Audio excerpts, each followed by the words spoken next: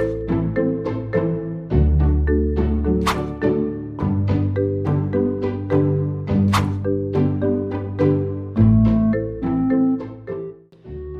nga ba dating simpleng empleyado ngayon ay naging successful businessman na? Tara, samahan niyo ako at alamin natin ang kwento ng isa nating kaibigan na nagmumula sa Laguna.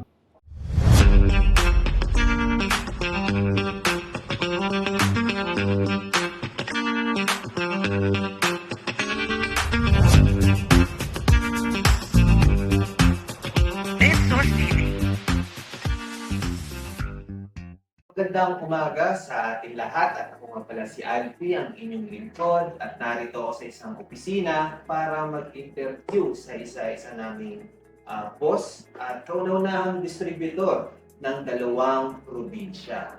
At walang iba, ako pala, aming boss, Harold. Okay. Ako nga pala si Harold Haynes Gallardo, owner ng Samuel Haynes Pet Supplies, distributor ng Batangas at ng Laguna. Ay, nice meeting you, Kuya Harold. Ay, nice meeting you. So, Kuya Harold, may tanong ako. Since ikaw yung kaunaw naming naging distributor at napakalaking privilege at napakalaking impact sa Laguna na naging distributor kayo. So, before natin pag-usapan yung naging distributor, ano po ba yung naging previous o kauna-unahan yung trabaho bago kayo na napunta sa pagiging distributorship ng dalawang probinsya? Actually, ang Samuel Haynes Pet Supplies nag-start siya year 2019. So, before kami pumasok sa industriya nito, isa akong seaman. Tapos, sales agent ako ng iba't ibang produkto mula dito sa Pilipinas at sa ibang bansa. So, after nun, nag-decide na nga kami na pumasok dito sa industriya nito. Kamusta yung pagiging ahente? Pagiging ahente, ano naman ang kilang naman dyan lagi is sipag lang. True. Sipag. Naalala ko siya dati, ako ahente din. So, tama-tama, no, sipag talaga yung sikreto. Kasi daming naisip ko ng mga methodology o formulation para paano maging magaling ahente. Pero tama yung sinabi ng ating boss, no, sipag is the key sa pagiging ahente. Sige, sunod ko na tanong po, no, sabi, kanina meron kang nabanggit kanina na yung naging decision nyo na bakit nyo pinasok yung pet industry. Ano po ba yung nagtulak? Mayroon ba nagtulak sa inyo? Or parang may nakita ba kayo na mukhang dito sa pet industry? Ano po bang nagtulak sa inyo para fully mag-decide kayo na pasukin itong pet industry? Actually, meron akong isang kaibigan na nag-influensya sa akin dito sa industry. So, pumasok yung pandemic, medyo naghigpitan dun sa corporate world na pinasok before. So, nag-decide ako na mag-focus dito sa business ako.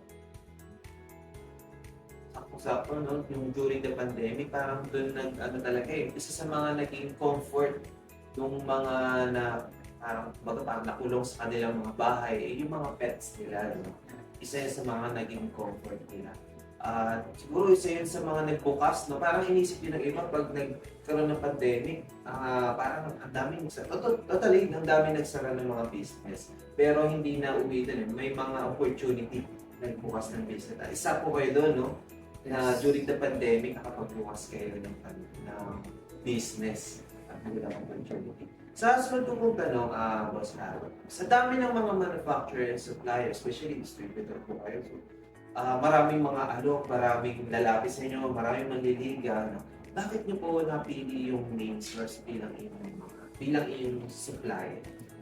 Si main source kasi siya yung kauna-unahang supplier na nagtiwala sa Samuel Haynes Pet Supplies. So, yung products nila yung kauna-unahang kinator ni Samuel Haynes Pet Supplies, year 2019 nga. So, yung tiwala ni main source kay Samuel Haynes Pet Supplies parang hindi na mababayaran. Parang naandyan din yung pagbibigay nila ng competitive prices doon sa mga produkto na dinidistribute natin sa mga dealer natin. Tapos napaka promising ng mga products nila. Harold, kamusta po pala ngayon ang Zamian Expert Supplies? Nagsimula si Samuel Haynes Pet Supplies actually sa bahay lang natin. Kaya Sa bahay sorry lang. to interrupt, sariling bahay ninyo. Sariling bahay namin, nag-start ako lang yung ahente, ako yung nagdi-deliver. So hanggang dumating nga si pandemic, pumasok, nag-rent kami ng isang maliit na bahay. Kasi wala po kayong wala po kayong katulong. May dumating na isa na kasama ko. So naging dalawa kami sa isang maliit na nirerentahang bahay hanggang hindi na rin magkasya, nagdagdag kami ng mga driver, ng 2 driver. So ng helper, lumipat uli kami sa 2-story building na nirerentahan para makapagkaroon ng malaking stock room. And then wala pa kaming shop na before. So diretso lang kami na-distribute. So hanggang dumating sa point na kailangan na namin mag-open ng tindahan, dumating na ngayon yung mga truck, dumating na yung mga ibang driver, nagkaroon na ng mga iba't ibang department, warehouse department, sales department, so online department, hanggang pumasok na rin si retail shop. Okay. So ngayon meron na tayong 2 warehouse as of now dito sa Calamba, at soon to have na magkaroon ng sariling warehouse. Oh. Galing, no? Sir Harold, no? Yung nagsimula kayo, sarili niyong bahay. Tapos, talagang kayo pa mismo yung naging ahente, naging driver din siguro, no? Saka kainante, all-in-one talaga, no? May dumating po ba sa point na, Sir Harold, na parang ginagawa niyo yun that time? Pero bang sumagi sa isip niyo na, ano ba, iba na lang ba ng business or go pa rin? Ang business na to talagang iniisip ko rin noon, kaya ako tinayo to kasi para makatulong sa ibang tao. So, doon nakafocus kami nung sabi ko nga nung una kong kasama, sinabihan ko siya na tatayo natin to para mas marami, palakihin natin to para mas marami pa tayong matulungan na tao. Isa ba yan sa mga naging mentor ni Vincent? Isa yan sa mga tinuro ni kaibigan ko or pati ni Nice. Mamaya, no? Imbitahan tayo ni Sir Harold sa kanyang warehouse. Sinabanggit niya, 2 warehouse dito sa Calamba. No? Alright, mamaya, punta tayo doon.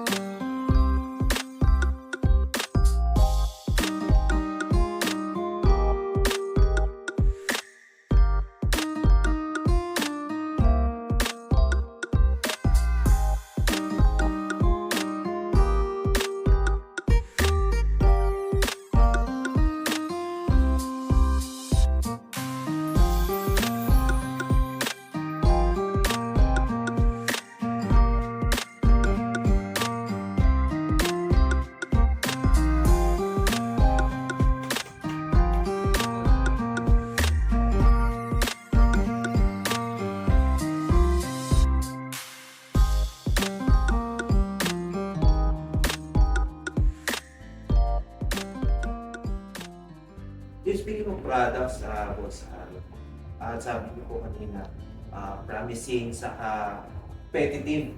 Pag sinabi kasi competitive, lalo pag sinabi competitive price, hanggang mga either mga seller o mga end user, kukunin yun no? Bibili. Ano po bang mga parang nagbigay ng impact sa inyo ng mga product mo nito, sir? Number 1 dyan yung yung Tickbuster. Isa sa mga mabilin sa amin yan dahil sa problema ng mga alagang hayop natin, sa garapata, tsaka sa mga puto. So, Tickbuster na andyan yan. Doon sa Prolific Tails, Madre de Cacao naman, isa din sa mga nakilala sa amin. So, from 1 gallon No. sa half gallon na andyan na available sa atin, small na maliliit na sizes natin na andyan siya. Tapos ang Prolific Omega-3 fish oil. Fish oil. So, isa sa mga malalakas sa amin. Tsaka ang Madre de Cacao extract. Yun. MDC extract sprayer. Yes. Isa Very sa mga effective. mabibilis. Especially summer po ngayon, no? At talagang kailangan paliguan. So, ano po? Leakbuster number 1. Yan. So, doon po sa nabanggit yung mga product, no? Very available po dito po sa pet shop nila Boss Harold, sa Samuel Pet Supplies. So, available po. Avail lang kayo, contact lang kayo kung nasan man kayo dyan, around the Laguna, in Batangas, contact nyo lang siya. So, doon po sa mga nabanggit nyo na products at nagbigay sa inyo ng malaking impact, no, para siguro na may contribution din naman siya sa pagiging part nyo na distributor. Ano po ba yung naitulong ni Main Source sa inyo po kayo sa mismo company nyo? Malaki naging part ni Main Source sa buhay namin. So, nandiyan yung full support na binibigay ni Main Source sa amin mula dun sa mga requirements, parang nandiyan mentor or naging magandang larangan Oo. si Main Source sa amin para maitayo namin na maayos yung procedure or yung proseso ng business. Nandiyan siya. At simula sa Apple, yung tiwala na binigay ni Main Source sa amin, namin yan, pinahalagaan namin, iningatan namin. At tapos, tsaka yung sa mga, hindi lang sa amin, pati doon sa mga empleyado namin at sa mga pamilya namin. Napakalaki. Ba talaga si Main Source, no? Hindi lang siya bilang supplier, manufacturer. So maganda doon, mentor. Na-experience ko din yun, ang Main Source, no? Magaling din talaga siya. Kaya, saan pa kayo? Diba? So, by the way, doon, Boss Harold, ano po ba ang pwede nating masasabi sa mga makakapanood, sa mga viewers natin na nagnanais na maging distributor sa kanilang mga probinsya na kinalulugaran? Pwede ba natin maimbitahan sila? Sa lahat na nagbabalak na maging distributor ni Main Source, huwag na kayong magdalawang isip pa. Nice. So, isa sa mga magiging the best partner nyo, si Main Source pagdating sa negosyo nyo. Andiyan yung competitive price, nagbibigay sila ng competitive na produkto para sa mga dealer natin. Thank you, Boss Harold, no, sa pag-imbita at believe, no, sa mga panood, sa mga viewers. So, kayo mag-alinlangan, lapitan nyo na si Main Source o si Boss Harold para sa ganitong business, mga nagnanais ng mga distributor. Yun lamang po. Magandang umaga. Bye! Alright, natapos na ang ating interview kay Sir Harold at narito po tayo ngayon sa kanyang retail shop. Sa susunod nating interview, abangan po natin yung susunod naming distributor na magbibigay ng kanyang kwento. At sa muli, salamat!